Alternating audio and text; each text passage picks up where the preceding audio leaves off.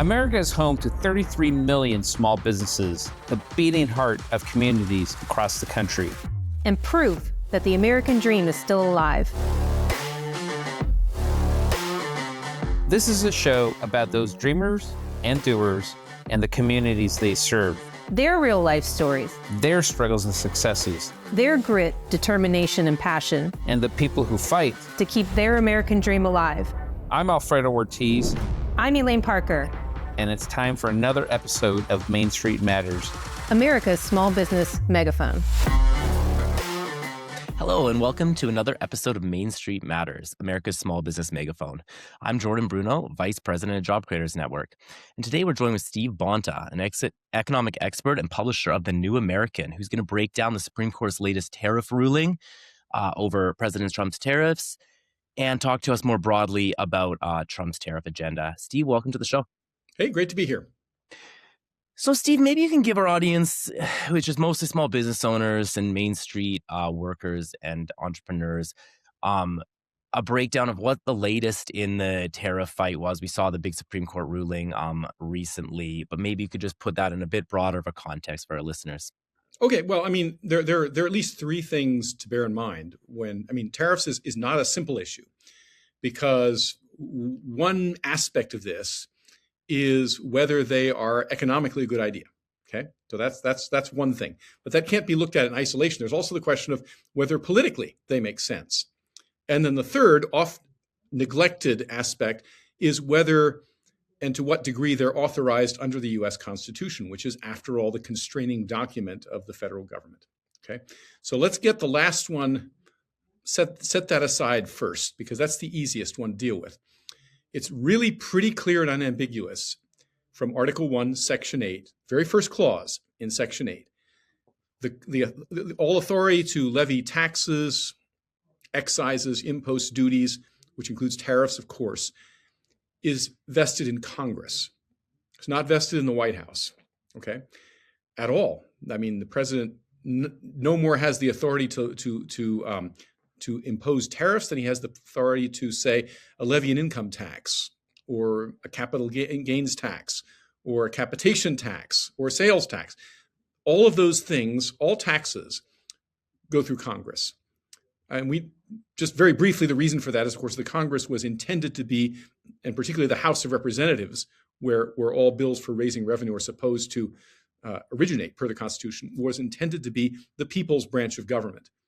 Okay, so this idea, this notion that people have now that the president should be the voice of the people, that really doesn't square with what the founders' vision of the executive branch was. Okay, so then we ask, well, historically, how come the president now is levying tariffs? And Trump has done this very conspicuously. He's made it a prominent part of his policy. Other presidents before him have done so as well.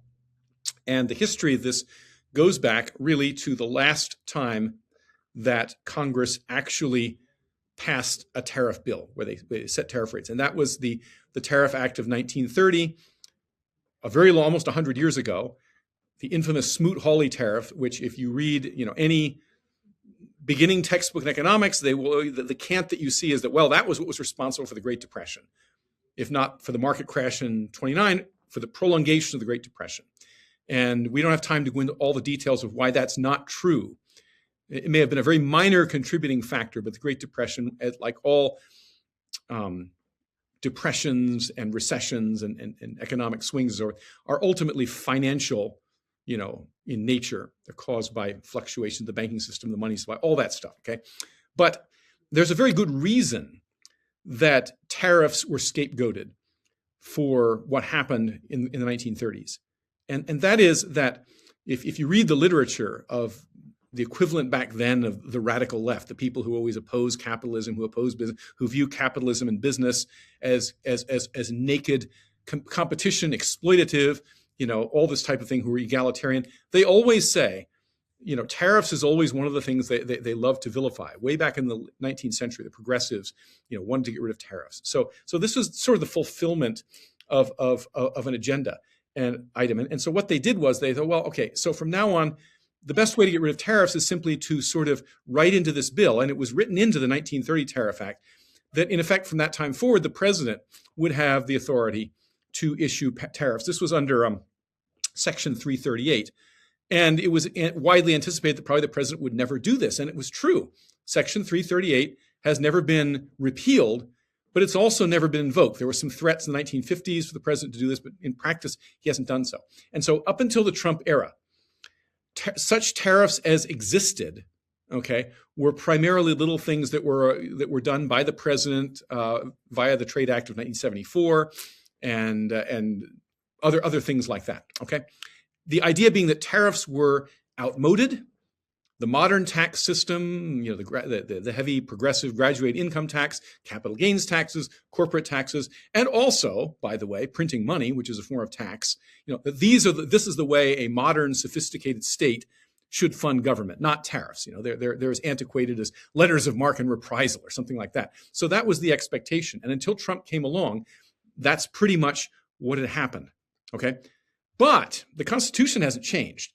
And so what happened with the Supreme Court decision, in effect, was that they came out and said, well, Trump is using this 1977 Act, a rather obscure provision thereof, to claim that there's a serious emergency.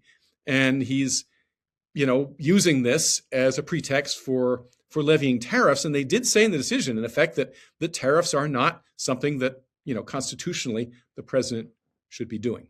Okay, so that's the first problem, is that the way this is being done is very wrong-headed. The problem, of course, is much as I would, and preview of what I'm going to say next. I would like to see tariffs make a comeback, but short of a U.S. president like Trump using a bully pulpit approach, I don't see that ever happening from Congress. Congress is too full of people who benefit from the status quo in various ways, okay? And they're just not going to do it, right? Any more than they're going to repeal the income tax or even, cut the income tax in any significant degree, because we have this massive behemoth of a government, this massive debt that's been run up.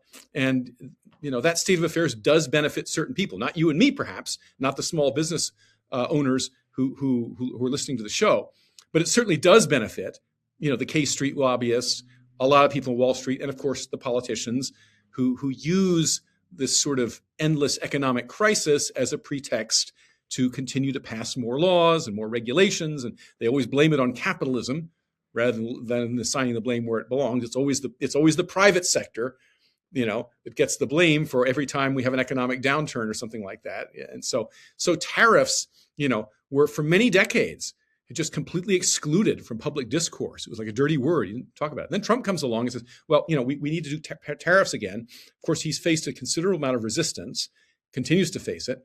And a lot of people, like the Heritage Institute, or the Cato Institute, who should know better. They oppose tariffs for very different reasons than the leftists do. They oppose tariffs because they think that the best of all possible worlds is a world without any trade barriers, of free trade. Okay, so that brings us to the economic aspect. Tariffs, being a tax, like all taxes, of course, have a hampering tendency on the workings of the free market. Okay, that's unavoidable. But unless one is a doctrinaire anarchist of one variety or another, basically you believe that the world would be better off with no government at all, then you have to say, well, if we concede that we should have a government, the question becomes not whether there should be taxes.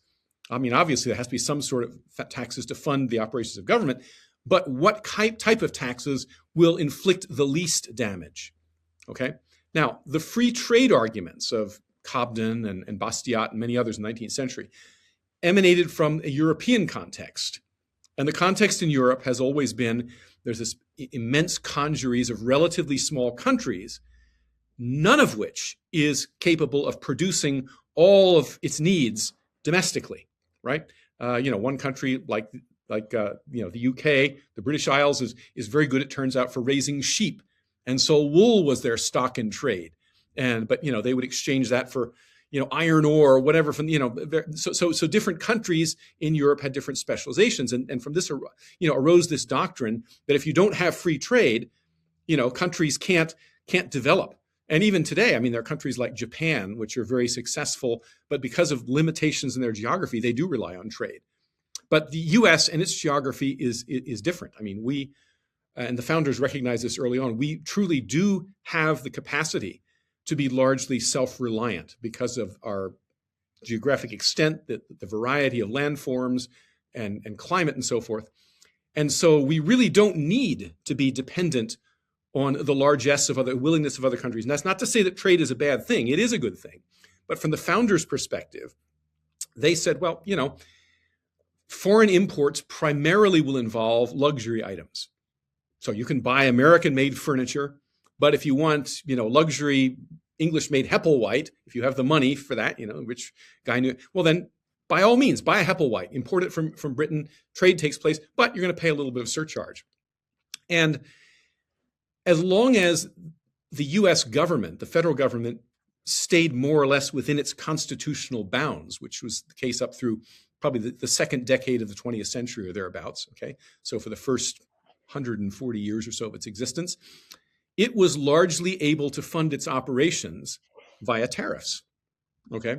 And so yes, tariffs had a slight damping effect on international trade, but that was offset and more so by the fact that America was largely able to manufacture its own stuff and at the same cost as in Europe, okay? So then the third aspect of this, and this is the policy aspect. Do tariffs make sense from the point of view of political policy?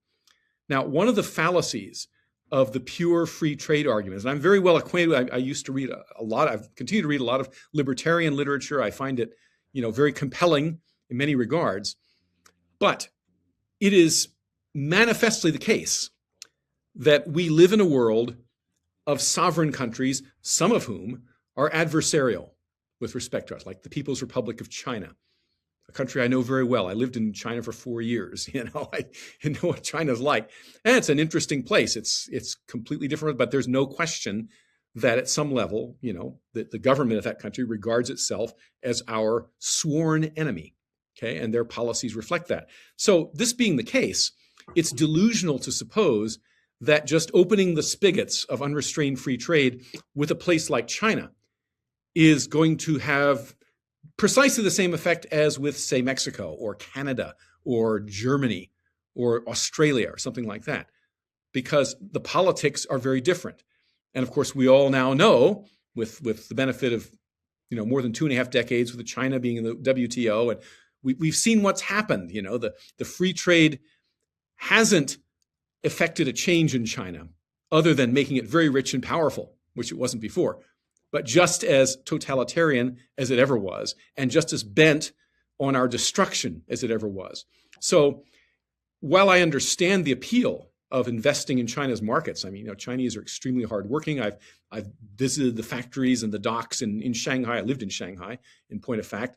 And it's impressive to behold what they've accomplished through their industry, to be sure. I mean, they're very industrious people and all this, they love to work and save money and all this type of thing. But all we've done is built a more formidable adversary. So that's the other thing that needs to be weighed in the balance where tariffs are concerned. Now, what we have with Trump, in my opinion, and I'll shut up after this little sort of addendum. I like a lot of what Trump has done, and I like the spirit of what he's doing. But one thing that really bothers me and makes me glad, I guess I'm not a small-time or any kind of business owner at this point, is his incredible unpredictability. And this is what happens when the president effectively has a power that he's not supposed to have, that he can just sort of wield arbitrarily.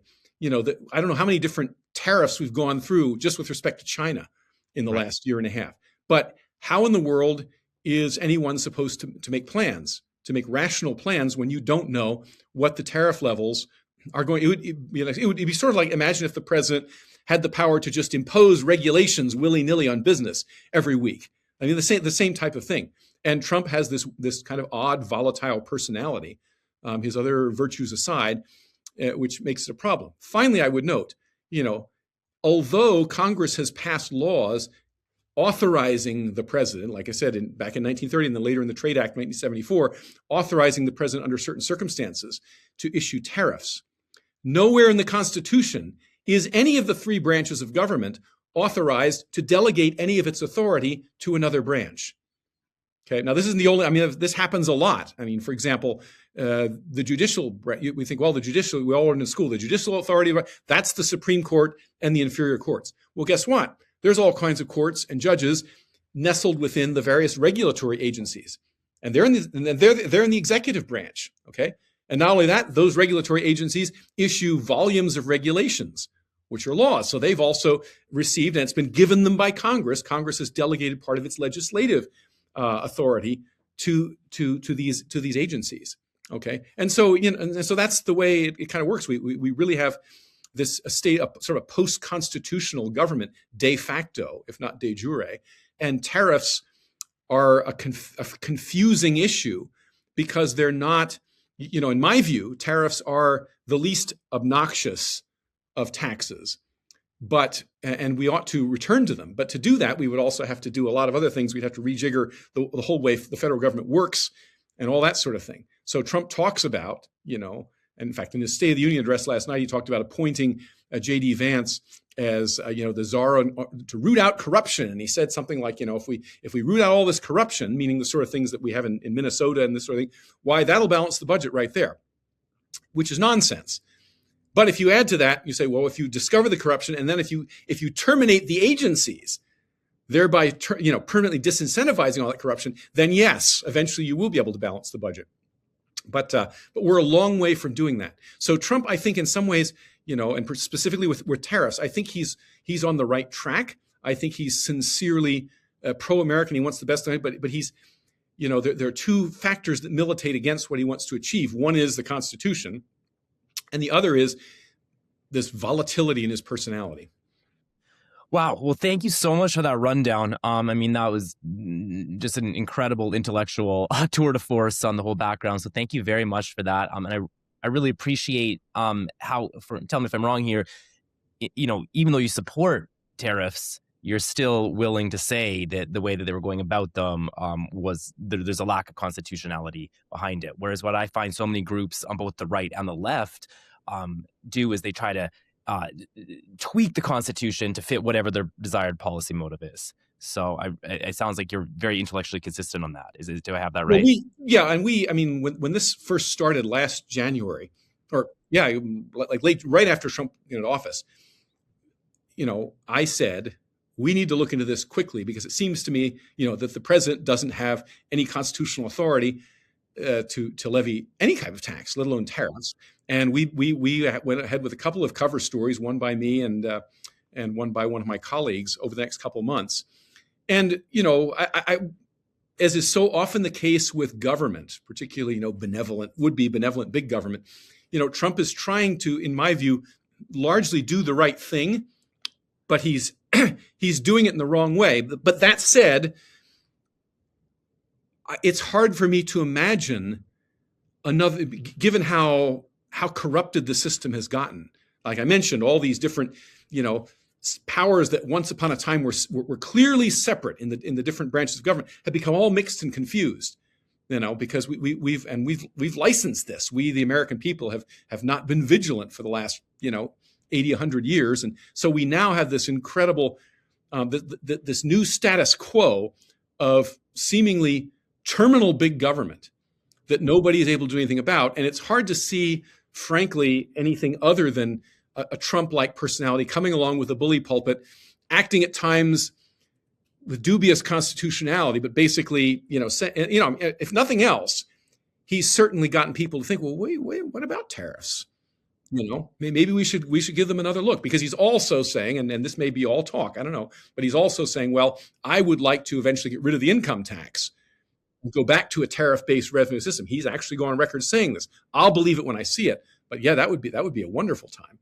Right. I want to try one analogy here, and I'd love to get your thoughts on it. I think every small business owner that I talk to, at least every profitable one, would prefer that trade-off, tariffs and get rid of the income tax. Right.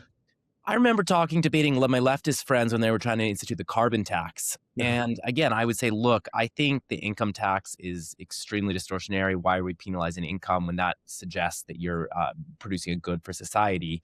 Don't ask me here whether I think the income tax or the carbon tax is better. But my point was, I I just think a carbon tax is going to be additive, and I don't think we'll be able to replace the income tax with a carbon tax. And that would probably be the pushback that I would hear most from my small business friends is, well, they like the idea that it could replace it, given our fiscal situation, seems far-fetched and would probably just be additive. Do you think there could actually be a prospect where maybe there's some ratcheting effect where you could draw down the income tax as the tariff revenue goes up, or how do you think that might work? Well, I mean, how we get from here to there is an interesting question, isn't it? And I don't claim to be, a policy expert on how that could be accomplished. But a couple of comments. First of all, ask the Canadians about the carbon tax and how that's going for them, or pretty much any other Western country that's imposed one of those types of excises. Okay, so that's. Yeah, I mean, just listen to pretty much any Pierre Poilievre video, and you'll hear all about how the carbon tax has been savaging the Canadian economy. Now, there used to be, and it's kind of muted now, but 10, 20 years ago, 30 years ago, the popular cause was, let's replace the graduated income tax with a national, I think it was a flat tax, and it was like 15%, which is a lot, actually. But and so that's really not a solution, or a national sales tax. That's another thing that one hears, a uniform national sales tax. Okay, but you need to check the premises, as Ayn Rand used to say. Check your premises. Is your premise that we want to maintain the current level of government and find a more judicious way to fund it, or is the premise that we want to reduce drastically the level of government interference and then into the bargain have lower taxes? Clearly, a tariff-based revenue system will only work with the latter scenario.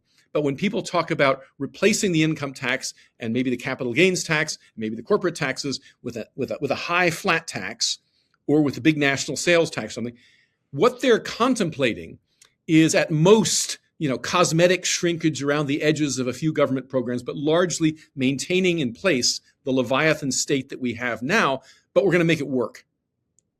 Right. And that's so, and that seems to me what I'm hearing sometimes from Trump, because, with all due respect to the man, he's accomplished a lot in his life, but reading a lot of books on economics, I don't think is one of them.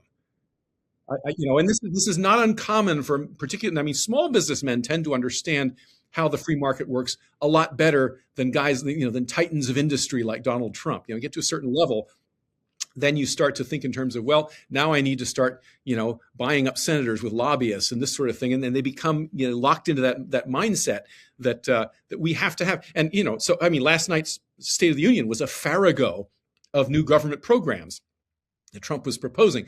And they sound nice, a new government, retirement program for people that don't have them and all this type of thing. But ultimately, government programs always cost more money, and also, somewhat more subtly, cost more freedom. Well said. Well, Steve, where can our listeners go to learn more about you, read more about your stuff, and follow you more in general? Oh, sure. Well, the New American Magazine. I'm publisher of the New American Magazine, and that's at thenewamerican.com. We call ourselves the red pill publication of record. I think with reason you can subscribe to either the online version or to the monthly print version. And our website also has a lot of stuff, on a daily basis, kind of reaction to the news, our take on stories, not behind a paywall, stuff like that. That's great. Well, thanks a lot for taking the time to join us today on Main Street Matters. Main Street Matters is a part of the Salem Podcast Network. New episodes debut every Wednesday and Friday. And you can find the audio version anywhere you get your podcast. And you can watch the show on Job Careers Network channels or on YouTube and Rumble. We'll be back soon with another episode.